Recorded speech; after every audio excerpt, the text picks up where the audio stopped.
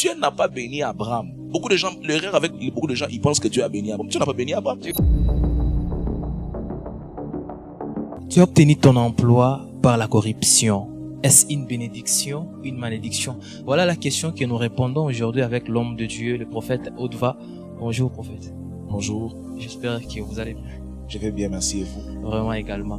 En fait, vraiment c'est quelque chose qui est d'actualité. Voyons, nous sommes dans une société où la recherche d'emploi est d'actualité. Et loin de là, quelles sont les raisons qui poussent concrètement les gens à obtenir de l'emploi par corruption, par fraude? Quelles sont les raisons qui nécessitent? L'une des raisons qui peut faire en sorte que quelqu'un puisse trouver un emploi par la fraude ou par la corruption, Oui. vous allez voir d'abord que c'est le besoin. Parce que si quelqu'un se retrouve, par exemple, qu'il est père de famille, il a une femme et il a 4 enfants, il n'a pas l'argent nécessaire, il n'a pas les ressources nécessaires pour pouvoir obéir aux besoins de sa famille, vous allez constater que cet homme-là sera prêt à tout afin de pouvoir parvenir aux besoins de sa famille. Ça veut dire que c'est parfois par amour que certaines personnes peuvent corrompre même pour avoir un travail. Parce que c'est un instinct de survie. Il se dit que si je ne travaille pas, je vais mourir. Si je ne travaille pas, je ne saurais pas vivre. Et il est prêt à corrompre, et même plus loin que ça, il est prêt à faire même certaines fois du mal à d'autres personnes pour obtenir ce que lui cherche. Parce qu'il n'est pas basé sur l'intérêt des autres, il est basé sur son intérêt à lui. C'est une bonne chose.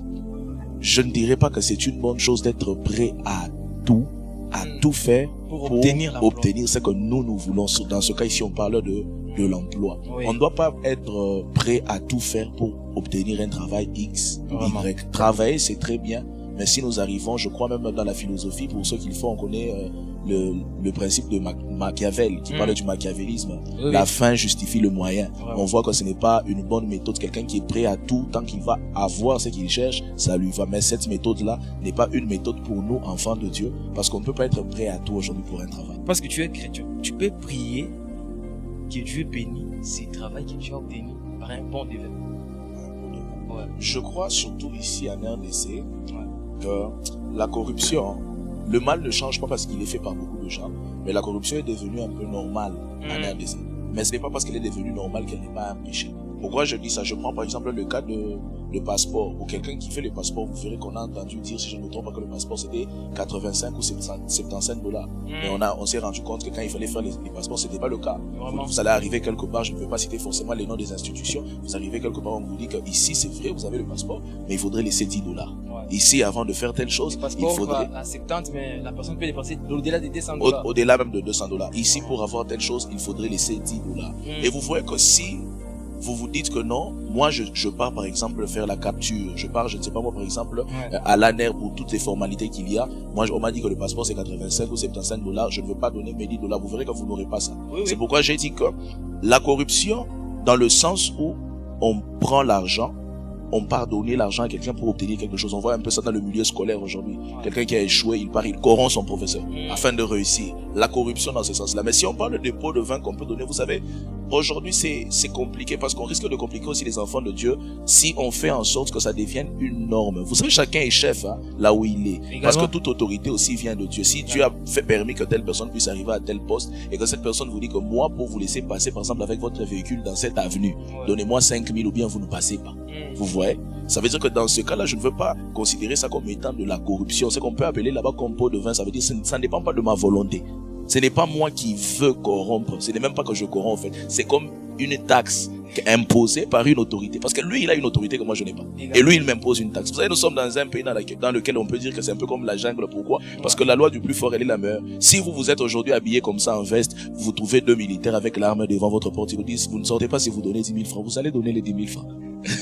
Parce que la force va vous pousser à donner ces 10 000 francs. Alors, cette personne se retrouve dans la possibilité de prier que Dieu bénisse son travail. Est-ce que Dieu peut bénir ce travail qu'il a obtenu? Bon, je comprends la définition dans laquelle vous avez défini un pot de vin. Alors, un travail qui réussit par corruption. Tu sais bien que tu n'as pas réussi les textes. Okay. Tu sais très bien que vraiment le poste dans lequel je suis, je ne le mérite pas, c'est pas moi. Et est-ce que Dieu peut bénir ce travail? Déjà, le principe est que je peux répondre, peut-être ça sera choquant. Dieu peut bénir le travail de quelqu'un qui a corrompu. Comment ça? Dieu peut bénir le travail de quelqu'un qui a corrompu parce qu'on a vu des gens commencer mal mais bien finir. Même nous, dans notre sagesse humaine, nous savons qu'on dit que vaut mieux la fin d'une chose que son commencement. Il y a des gens qui ont mal commencé, mais après qui se sont convertis et qui ont bien fini. Prenez le cas de l'apôtre Paul. L'apôtre Paul était parmi ceux qui persécutaient les chrétiens, mais il a fini parmi les meilleurs apôtres, vous voyez. Maintenant, dans le cas où quelqu'un part, il n'a pas reçu les tests, n'a pas réussi les tests plutôt, et il prenait de son argent afin de corrompre pour obtenir le boulot. Il va connaître des problèmes dans son travail en fonction de cette corruption. Parce que si tu n'as pas réussi les tests, ça veut dire que tu n'as pas le potentiel intellectuel nécessaire pour cette fonction-là. Donc tu auras de lacunes dans cette fonction et il te sera difficile d'atteindre un certain niveau parce que tu as corrompu. Mais en ce qui s'agit de la bénédiction de Dieu, parce que Dieu est un Dieu de grâce et aussi un Dieu de miséricorde. Dans la miséricorde et dans la grâce de Dieu, Dieu fait miséricorde à qui il veut, il fait grâce à qui il veut. Mais là, vous ouvrez une petite porte à tout le monde. Bon, je peux corrompre et Dieu peut me faire grâce par après. Dieu va me pardonner. J'aimerais dire que la grâce n'est pas, la grâce n'est pas une permission de mal agir. Parce qu'aujourd'hui, on peut penser que la grâce, c'est devenu une autorisation pour faire le mal. La grâce n'a jamais été une autorisation pour faire le mal. Mais au contraire, la grâce doit devenir une motivation pour faire le bien. Parce que je vous dis que si aujourd'hui, vous partez voler, par exemple, un téléphone. Quand vous volez le téléphone, on vous lance une pierre, on vous trouve l'œil. Vous voyez un peu? Par la grâce de Dieu, Dieu peut vous pardonner, n'est-ce pas? Oui, mais est-ce que lorsque Dieu va vous pardonner, votre œil va rentrer? Non. Votre œil ne va pas forcément rentrer. Non. Le pardon de Dieu n'a pas remis votre œil va rester troué. Ça veut dire que les conséquences de nos actions ou de nos péchés vont continuer à nous suivre. Le pardon de Dieu ne va pas enlever certaines conséquences que nous sommes en train de vivre. Parce que Dieu est un père. Dieu, en tant que père, il châtie les gens qu'il aime. Si vous êtes enfant de Dieu, vous vous dites que je vais aller corrompre et puis Dieu va me faire grâce. Ne vous inquiétez pas, je vous rassure, Dieu va vous faire grâce, mais vous allez vivre les résultats de votre corruption. Vraiment. Alors, il y a certainement une personne qui nous suit, son travail l'a obtenu par corruption. Alors, après cette prise de conscience, qu'est-ce qu'il doit faire? Renoncer à ce travail ou continuer à travailler dans cette même travail qu'il a corrompu? Déjà, j'ouvre une petite parenthèse pour expliquer quelque chose aux gens qui travaillent. Vous savez, aujourd'hui nous sommes dans une génération dans laquelle les gens n'aiment même plus leur travail. Ça veut dire que se réveiller le matin, aller au boulot, les gens n'ont plus cette force-là parce qu'ils se sont retrouvés forcément dans quelque chose dans lequel ils n'étaient pas appelés. Ça veut dire que si quelqu'un, Dieu l'a créé avec un certain potentiel, une certaine intelligence, il y a un travail dans lequel il n'a pas besoin de corrompre pour l'obtenir. Mais quand quelqu'un part corrompre pour un travail, c'est que ce travail-là ne correspond pas à lui. Parce que le travail n'est pas quelque chose qu'on apprend à l'école. Le travail, c'est quelque chose qu'on est avec. Je vais donner un exemple afin de bien m'expliquer. Parce que le travail, c'est quelque chose qu'on est avec. Je vous donne le cas par exemple de Cristiano Ronaldo. Cristiano travaille. Cristiano court, Cristiano fait des pompes. Si je vous demandais de faire les mêmes efforts que Cristiano, même avec le même salaire, tout le monde ne va pas réussir. Parce qu'au-delà de l'argent, Cristiano n'a pas commencé à courir lorsqu'il touchait beaucoup d'argent. Même lorsqu'on ne les payait pas beaucoup d'argent, il courait déjà parce qu'il aime ce qu'il fait. L'une des preuves que c'est votre travail, c'est que vous devez vous sentir à l'aise dans ce que vous faites. Lorsque quelqu'un travaille et qu'il n'aime pas ce qu'il fait, ça veut dire que ce travail-là n'est pas son travail. Et s'il corrompt même pour obtenir un emploi, il va travailler, il aura même de l'argent. Mais lui-même ne va pas se sentir vivant dans ce qu'il est en train de faire. Parce qu'il y a une différence entre le travail et l'emploi. Je peux vous employer. Quelle est la différence? Je peux vous employer à quelque chose parce que vous savez travailler. Vous prenez un peu le cas de Cristiano. Je crois aujourd'hui il joue à Al Nasser, si je me trompe. Cristiano joue à Al Nasser. Ça veut dire que Cristiano Ronaldo, son travail, c'est de jouer au foot. Son emploi, c'est qu'il joue au foot à Al Nasser. Si vous chassez Cristiano Ronaldo d'Al Nasser, il va continuer à savoir jouer au foot. Oui, il va trouver un autre. Oui, ça veut dire que lorsque, par exemple, vous prenez un électricien qui a la capacité de vous installer, de faire une installation dans une maison, vous l'engagez dans votre maison. C'est son emploi. Vous pouvez lui chasser de votre maison pour dire tu ne vas plus installer ici, mais vous n'allez pas l'enlever la connaissance. Oui, il a ça en lui. Parce que ce qu'il a en lui, c'est ce qu'on appelle le travail. Mais ce que vous l'appelez de faire, c'est ce qu'on appelle l'emploi. Maintenant, beaucoup de gens aujourd'hui sont employés, mais leur emploi ne correspond pas avec leur travail. C'est comme ça que vous devez d'abord savoir premièrement que Dieu, lorsque Dieu place l'homme sur la terre, l'homme parmi les objectifs de Dieu, l'homme a été créé aussi pour travailler. Parce que si Dieu se repose, l'homme ne peut pas se reposer. L'homme se doit de travail. Et chaque homme a un travail qui correspond à sa vie. Il y a des gens, même si vous les payez pour qu'il devienne électricien, si l'électricité n'a jamais été son travail, même s'il touchait $2000, il ne va jamais se sentir à l'aise dans ça. Également. Ça veut dire que vous devez chercher le domaine dans lequel vous n'avez pas besoin de corrompre, vous n'avez pas besoin de forcer. Parce qu'aujourd'hui, la nature nous enseigne. Un aigle n'a pas besoin de beaucoup d'efforts pour apprendre à voler. Vous allez trouver une poule qui a 5 ans. Et un aiglon qui a par exemple une année, l'aiglon va voler plus loin que la poule. Pas parce que l'aiglon a fait beaucoup d'efforts, c'est dans sa nature. Donc c'est naturel, c'est sans forcer. Les gens qui corrompent, ce sont les gens qui ne comprennent pas ce qu'ils font sur la terre et qui ne comprennent pas qu'au-delà de leur emploi, ils ont un travail. Il y a quelque chose qu'ils peuvent faire, qui peuvent leur aider à vivre bonnement sur la terre. Mais comme ils ne sont pas conscients de leur identité, c'est comme ça qu'ils peuvent facilement corrompre pour obtenir non pas des travaux, mais pour obtenir des emplois. Alors, homme de Dieu, je rappelle que c'est l'homme de Dieu Audva, les responsables du ministère réveillent pour la conquête évangélique des héros. Alors, homme de Dieu, tu es chrétien et que tu te retrouves dans une pauvreté extrême. Mais devant toi, il y a un travail, mais on demande une petite corruption. Que faire? Ce qu'on appelle, ce qu'on a défini comme étant un pot de vin. Oui. Non, pour ce travail ici, donne-moi seulement $50, $100. Et puis, qu'est-ce que tu vas faire? Je crois que l'apôtre Paul nous demande de nous comporter d'une façon digne à notre appel. Ça veut dire, nous devons arriver dans un niveau où nous atteignons en fait le sommet de la foi qui est la confiance en Dieu. Vraiment. La confiance en Dieu nous permet de croire que notre vie ne dépend pas de ce que les hommes pensent de nous ou de ce que les hommes veulent. Notre vie dépend de Dieu. Dieu a la capacité d'ouvrir des portes même si les hommes ne veulent pas. Vraiment. Vous savez, lorsque Dieu a agi avec certains personnages de la Bible, il n'y avait pas l'unanimité. Tout le monde n'était pas d'accord, mais ils étaient obligés de se conformer à la volonté de Dieu. Vraiment. Tout le monde peut vous détester, tout le monde peut dire non. Mais si Dieu dit oui, c'est le oui de Dieu qui va s'imposer. Si vous comprenez cet aspect-là de la foi, je dirais que même si j'arrivais dans un travail, on me demande de corrompre pour obtenir ce travail-là. Déjà que je suis la lumière du monde, je suis le sel de la terre. Je ne dois pas prêcher par ce que je dis, je dois prêcher par ce que je fais. Il faudrait que lorsque un païen me regarde, il dit, ah, celui-là, lui, n'a pas corrompu comme nous tous, mais Dieu l'a élevé sans corruption. C'est que c'est déjà l'évangile que je suis en train d'annoncer. En tant qu'enfant de Dieu, nous ne devons pas nous conformer au siècle présent. Je sais que dans le siècle présent, les pots de vin, la corruption, surtout ici chez nous, c'est quelque chose qui est déjà devenu normal pour plusieurs personnes. Mais nous ne devons pas vivre selon le siècle actuel. Nous devons marquer une différence. Jésus dit, si le sel perd sa saveur, il ne sert à rien. On peut le jeter dehors, il peut être foulé aux pieds par les hommes. Ça veut dire que nous, en tant qu'enfants de Dieu, notre saveur, c'est ça. C'est de refuser les pots de vin, de refuser la corruption. Donc si je suis chrétien, on me propose de donner de l'argent pour obtenir un travail. Je sais que ça va surprendre certaines personnes. Je me dois de refuser, non pas en disant que si je refuse, je vais manger quoi? Je vais vivre comment? Si j'ai plus de 50 ans sur la terre, plus de 30 ans sur la terre, ce n'est pas par mes propres efforts, c'est par la grâce de Dieu. Amen. Donc il y a des gens qui ont plus d'argent que nous, qui ont plus de matériel que nous, qui dorment et qui ne se réveillent pas parce que Dieu a décidé de les enlever la vie. La vie ne dépend pas de vos efforts. Votre vie dépend de la grâce de Dieu. Donc la confiance à Dieu nous permet de savoir que la corruption est quelque chose que nous devons d'abord refuser en tant qu'enfants de Dieu. Nous devons refuser la corruption, nous devons refuser tout ce qu'il y a comme pot de vin. Refuser la corruption. Alors est-ce qu'il y a quelques conséquences de la corruption? Bon, si le plan d'abord spirituel en tant qu'enfant de Dieu. Sur le plan spirituel, la corruption peut faire en sorte de mal vous positionner. Habakkuk pouvait dire ceci, je suis à mon poste, et il dit encore dans la suite que les promesses de Dieu, même si elles tardent à s'accomplir, il faudrait les attendre. Déjà, dans la deuxième chose, il dit que les promesses de Dieu peuvent être là, mais parfois elles peuvent tarder. Dieu a promis le travail, Dieu a promis l'argent à un frère, à une soeur, à une maman, mais elle constate que ça a tardé. Ce n'est pas parce que ça a tardé qu'on doit changer de poste. On doit demeurer. Il y a des gens qui étaient chrétiens, intercesseurs, pasteurs, serviteurs de Dieu, choristes, parce que les promesses ont tardé, ils ont changé de position, ils sont devenus païens, ils sont devenus, je ne sais pas moi, de prostituées. Pourquoi? Parce que la promesse a tardé.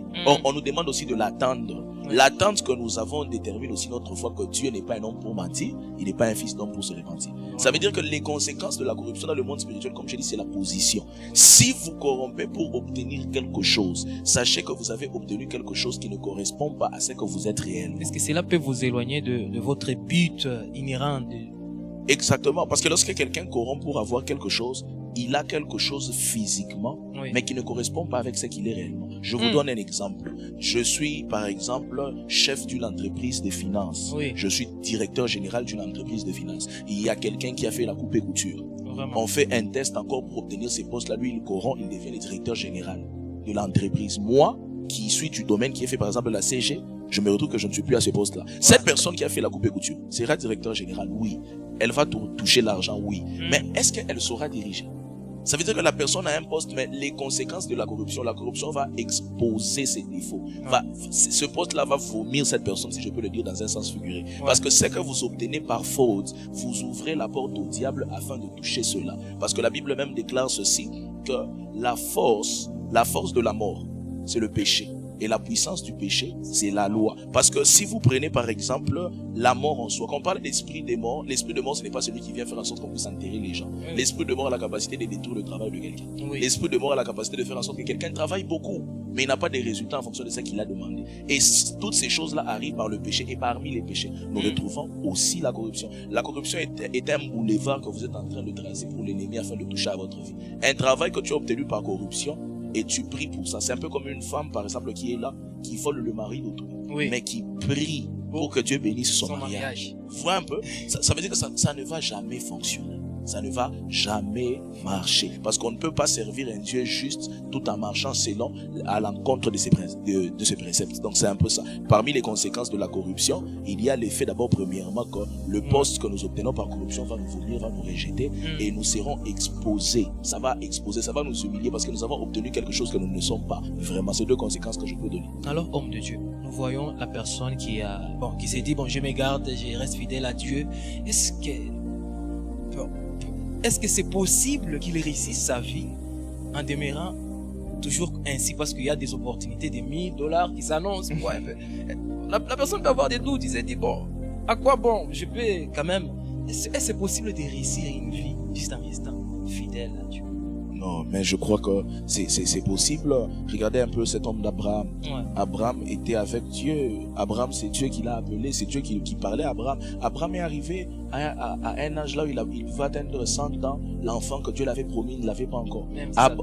Abraham est resté attaché à Dieu. Ça veut dire que la Bible aujourd'hui devient un support pour notre foi. Parce que la foi vient de ce qu'on entend. Et ce qu'on entend, c'est la parole de Dieu. Je me dis que ma situation a tardé. Je me dis que mon problème a tardé. Mais quand je regarde l'histoire d'Abraham, je suis sûr et certain que Dieu est le même hier, aujourd'hui, éternellement. Si il n'a pas menti à Abraham, il ne va pas me mentir à moi. Le problème, ce n'est pas simplement de dire que je vais attendre. J'attends en fonction de quoi? Oui. Si j'attends juste comme ça, non, là je serai agité. Mais si je sais qu'il y a une promesse sur ma vie, il y a une prophétie sur ma vie, je sais que Dieu n'est pas un homme pour mentir. C'est que Dieu dit, il ne ment pas. Vous savez, lorsque Dieu parle, parfois Dieu nous laisse dans un moment qu'on appelle le silence. Ce silence-là vient simplement pour révéler le vrai état de notre foi. C'est facile quand tout va bien de lever les mains à l'église pour dire, Seigneur, j'ai foi, je crois en toi. C'est trop facile. Parfois, Dieu fait passer notre foi dans une épreuve qu'on appelle le silence ou l'attente de Dieu. Vous avez demandé quelque chose à Dieu, vous constatez que des gens sont en train de persévérer, mais vous, ça n'avance pas. Dieu a la capacité de remplacer les années qu'ont dévoré les sauterelles et les gélèques. Ça veut dire Dieu est un Dieu de restauration. Vous pouvez constater que quelqu'un peut commencer 2 ans avant vous, mais votre première année, vous serez en train de faire ce que lui n'a pas pu réaliser en 2 ans. Oui. Le problème, ce n'est pas quand est-ce que vous allez commencer, la vitesse avec laquelle vous allez sortir. Dans les livres d'Ésaïe, Ésaïe donne un verset que j'aime beaucoup. Il dit comme une flèche cachée dans un carquois. Vous savez, lorsqu'on part à la guerre avec les archers ont beaucoup de flèches. Mais il y a des flèches tellement tranchantes. Ces flèches-là, on ne part pas avec d'abord. On prend les flèches qui ne sont pas tranchantes pour lancer ça au début, mais dans des moments importants. C'est quand on fait recours maintenant à cette flèche-là qui est déjà taillée. Dieu ne vous a pas mis en retard. Parce que le retard, ce n'est que dans les langages de l'homme. Dieu sera en retard en fonction de quoi? Le temps dépend de Dieu. Dieu n'est pas dans le temps. Le temps est en Dieu. Vous voyez? Maintenant, si nous, aujourd'hui, on se dit que non, je suis en retard en fonction de quoi? Il se compare avec l'autre. Oui, parce que c'est juste une affaire de comparaison. Aujourd'hui, nous parlons de Moïse. On parle de Moïse. Moïse a été appelé à 80 ans. Le ministère de Moïse a commencé à 80 ans. Mais aujourd'hui, moi, je suis bien, je n'ai pas 40 ans, je sers déjà Dieu. Aujourd'hui, lorsque je prie et que je cherche Dieu, si je ne vois pas directement les miracles, je ne vois pas directement le signe, je dis, Seigneur, pourquoi tu m'as abandonné? Non, Moïse a commencé le ministère à 80 ans et jusqu'aujourd'hui, on parle de Moïse. Jésus a commencé le ministère à 30 ans. Mais dites-moi, Jésus à l'âge de 29 ans, il y a beaucoup de prophètes aujourd'hui dans cette ville de Lubumbashi qui prophétisent à 29 ans, qui vous font des miracles à 29 ans. Jésus à 29 ans ne faisait pas ça. Ce n'est pas parce que Jésus a commencé à 30 ans qu'il est plus petit que ceux qui ont commencé avant. Il n'y a pas de retard en tout cas. Le retard, ce n'est que la conception humaine. Et parfois, le diable veut nous mettre dans ce système de nous dire, tu es en retard, regarde les autres avancent. La seule personne que vous devez dépasser, c'est vous-même. Arrêtez de vous comparer aux autres. Vous devez juste être meilleur que vous-même. Les autres peuvent gagner, mais sachez qu'il y a aussi un temps que le Seigneur a déjà réservé pour vous. Homme de Dieu, autrefois. Alors, comment vivre, mener une vie sans corruption dans cet siècle présent? Ça veut dire si nous voulons mener une vie sans corruption, mais je dis que c'est un vrai défi. C'est un réel défi parce que je donne un exemple. Nous qui sommes entrepreneurs, vous avez un contrat à gagner. Mais la personne à laquelle il vous a connecté vous dit, bon, le contrat est là. Mais passe-moi $500. pour obtenir cela. Moi, je me regarde, bon, je dois gagner ce contrat. Je n'ai pas d'autre chose à faire. Qu'est-ce que je dois faire? Parce que comment vivre, comment mener cette vie? Ouais. Comment mener cette vie sans corruption? Déjà, comme je vous ai dit, le premier principe est appeler la foi. Ouais. On nous parle dans Éphésiens des armes d'un chrétien. On nous parle surtout du bouclier de la foi. La Bible précise, par le bouclier de la foi, vous pourrez éteindre tous les traits de l'ennemi, toutes les attaques de l'ennemi. On n'a pas dit certaines. La foi a la capacité de vous permettre de résister à tous les combats de votre vie. Un homme de foi se doit de savoir que Dieu est un Dieu qui a un plan de bonheur et de paix pour nous. Il dit à Jérémie, je te connais, avant que tu sois dans le ventre de ta mère, je t'avais déjà établi prophète. Et il nous dit encore dans la suite qu'il a un plan de bonheur et de paix pour nous. La Bible déclare encore ceci. Je vais vous donner ce passage ici, puis je vais vraiment insister sur la confiance en Dieu. On dit que nous les hommes, des natures, nous sommes mauvais. Même le cœur de l'homme est mauvais. Maintenant, nous les hommes mauvais que nous sommes. Oui. Si nos enfants nous demandent du pain, on ne va pas leur donner des pierres. Si nos enfants nous demandent des poissons, on ne va pas leur donner les scorpions. Oui. Ça, c'est nous les hommes, les mauvais. Maintenant, Jésus pose la question. À combien plus forte raison, votre Père qui est dans les cieux ne vous donnera pas les bonnes choses quand vous lui demandez? Vous voyez un peu ça? Ça veut dire que nous, aujourd'hui, si vous êtes papa, s'il y a une maman, son enfant a besoin du pain. Elle ne peut pas donner de la pierre à son enfant. Non. Elle sait donner des bonnes choses à son enfant. Maintenant, nous ne sommes pas simplement serviteurs de Dieu. Nous sommes enfants de Dieu. En fonction de ce titre-là d'enfant de Dieu, lorsque nous sommes enfants de Dieu, nous n'avons pas besoin de demander certaines choses. Ça veut dire, Dieu lui-même en tant que Père, il sait que présentement, mon enfant a besoin d'argent. Présentement, mon enfant a besoin de véhicule. Mais, premièrement, vous devez d'abord mettre un système de priorité. Fais de l'Éternel tes délices et il te donnera tout ce que ton cœur désire. Dans ces versets-là, on nous montre que Dieu n'a pas le manque de volonté pour nous bénir. Mais Dieu veut qu'il puisse d'abord être la priorité pour que la bénédiction ne puisse pas nous perdre. Je vous dis, aujourd'hui, si nous voulons vivre sans corruption, premièrement, nous devons faire confiance à Dieu. Deuxièmement, nous devons être affermis dans la foi. Pourquoi? Parce que si quelqu'un est prêt à corrompre pour obtenir un travail, imaginez ce que l'argent peut le faire. Parce que si quelqu'un aujourd'hui n'est pas affermi dans la foi, il va dire Seigneur donne-moi un véhicule, il va prier dans l'intercession à l'église. Le jour où il aura un véhicule, il va dire à son pasteur, moi le dimanche je suis fatigué, c'est mon jour des sports, je ne viens pas, je dois me reposer. Quelqu'un sera à l'église, elle va prier Seigneur donne-moi le mariage, donne-moi le mariage. Lorsque la personne obtient le mariage, la personne ne va plus servir Dieu. Pourquoi? Parce que je dois m'occuper maintenant de la maison. Vous voyez que parfois les bénédictions peuvent devenir des choses qui vont tuer. Parce que la Bible déclare la bénédiction de l'Éternel, elle est celle qui enrichit et elle n'est suivie d'aucun chagrin. Le chagrin ne peut pas suivre la bénédiction de Dieu. Parce que Dieu n'est pas une machine à bénédiction. Dieu est un père. Si aujourd'hui vous vous tenez avec un enfant de 10 ans qui vous dit non, donnez-moi un hélicoptère. Si vous êtes une machine à bénédiction, vous allez lui donner. Il pleure, donnez-moi l'hélicoptère. Moi, je ne donnerai pas l'hélicoptère à un enfant de 10 ans. Parce que cet enfant de 10 ans, là, même s'il pleurait l'hélicoptère, je sais que cet hélicoptère-là qu'il demande, ça va le tuer. Parce que Dieu ne nous donne pas ce qu'on lui demande. Il nous donne ce dont on a besoin. Parce que Dieu connaît ce dont on a besoin plus que nous-mêmes. Vous n'avez pas besoin de corrompre forcément pour obtenir des choses. Faites confiance en Dieu et soyez affermis dans la foi. C'est possible que vous puissiez obtenir ce que vous demandez. Mais après ça, vous aurez toujours besoin de quelque chose. Aujourd'hui, vous allez demander $1000. $1000, c'est peu. Après les $1000, vous aurez encore besoin d'autres choses. La santé, tout ce qui va avec. Donc, en ce qui concerne le domaine de la corruption, je donne toujours ces deux clés. Nous devons faire confiance en Dieu et nous devons aussi être affermis dans la foi pour que nos bénédictions ne puissent pas être des bénédictions souillées. Que nous ne soyons pas bénis après la bénédiction en pleurs.Muntu anapata motoka, anafua na yo accident et puis anakufwa. Quelqu'un qui trouve une maison, et puis batoto na bomba anakufwa. Vous voyez ce genre de choses-là? C'est parce que les gens veulent la bénédiction. Ils aiment ce que Dieu a, mais ils n'aiment pas ce que Dieu est. Vraiment. Ils n'aiment pas la personne. Ils n'aiment pas la personne de Dieu. Ils aiment ce que Dieu a. Homme de Dieu, je vois que avant d'arriver à la fin, je ne sais pas si vous pouvez prier pour une personne qui est en train à la recherche d'emploi. Je ne sais pas si c'est une femme. Mais je sens que l'Esprit de Dieu me pousse. Vous pouvez prier pour lui. Je crois pour le monsieur ou la dame qui est en train de nous suivre et qui a besoin d'un travail. J'aimerais vous dire simplement ceci, que le royaume de Dieu est un système très bien organisé. Lorsqu'Élie est en train de prier pour que le feu puisse descendre, Élie dit que l'on sache que tu es Dieu et que je suis ton serviteur.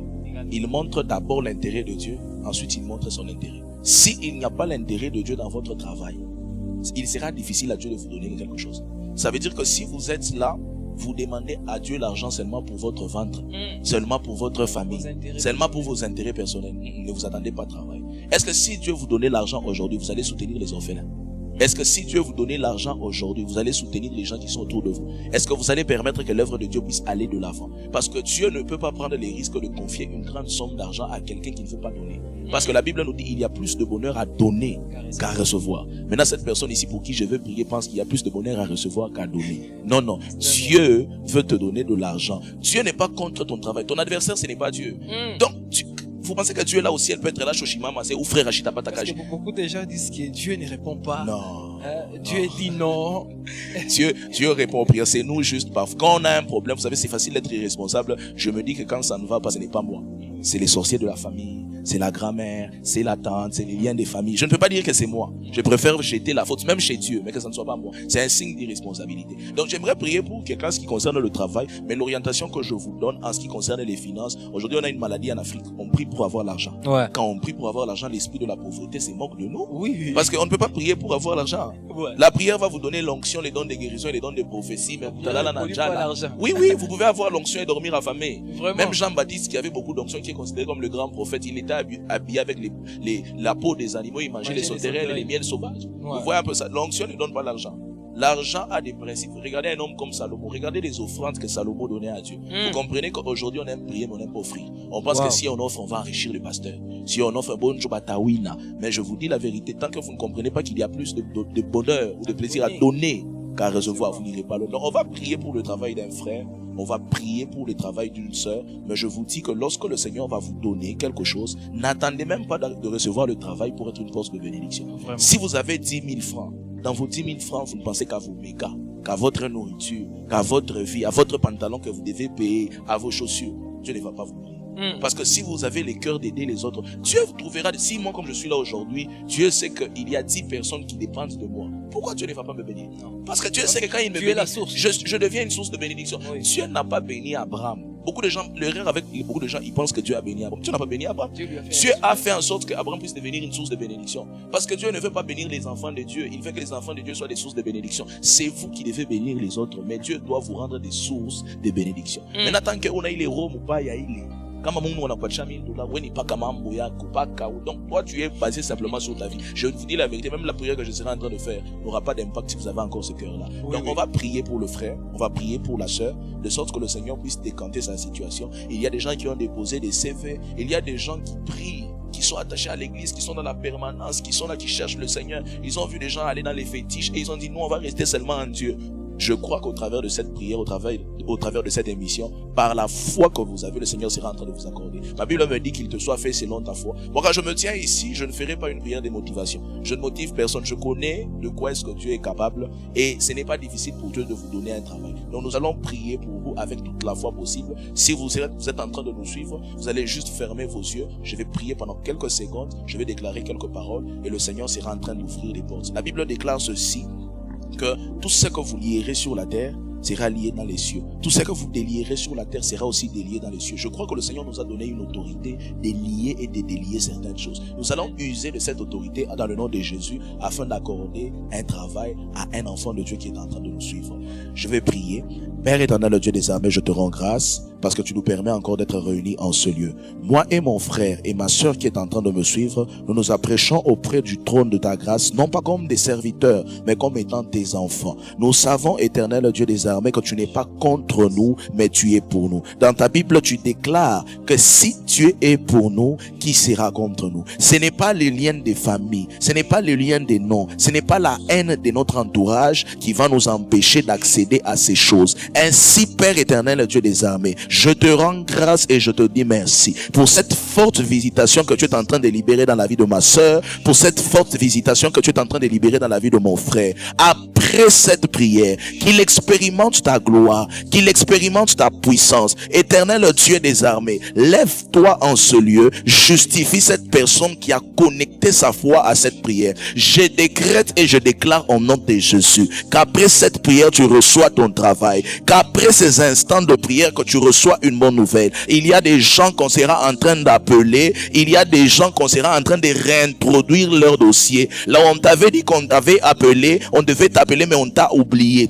Dieu ouvre le livre de souvenirs en ta faveur. Que Dieu ouvre le livre de souvenirs en ta faveur. Qu'on se souvienne de toi. Que Dieu prenne ton nom. Qu'il place ton nom là où tu n'es pas encore arrivé. De la même façon qu'il a dit à Abraham, je rendrai ton nom grand. Le nom d'Abraham est devenu grand avant qu'Abraham ne puisse être grand. Que Dieu prenne ton nom. Qu'il introduise ton nom dans la présidence. Qu'il introduise ton nom dans des sociétés minières. Que Dieu introduise ton nom partout là où tu dois arriver. Tu arriveras dans un travail, il y aura 100 personnes qui vont déposer les CV, mais ton nom t'aura déjà précédé. Que Dieu aplanisse ton sentier, qu'il fasse grâce à ta vie dans cette saison. Et je prie et je déclare que tu témoignes la main de Dieu. Si cette prière va localiser une personne, je ne prie pas pour les autres, je prie pour toi. C'est toi qui reçois cela, c'est toi qui reçois ce miracle, et je rends grâce au Seigneur pour ta vie. Au nom puissant de Jésus. Amen.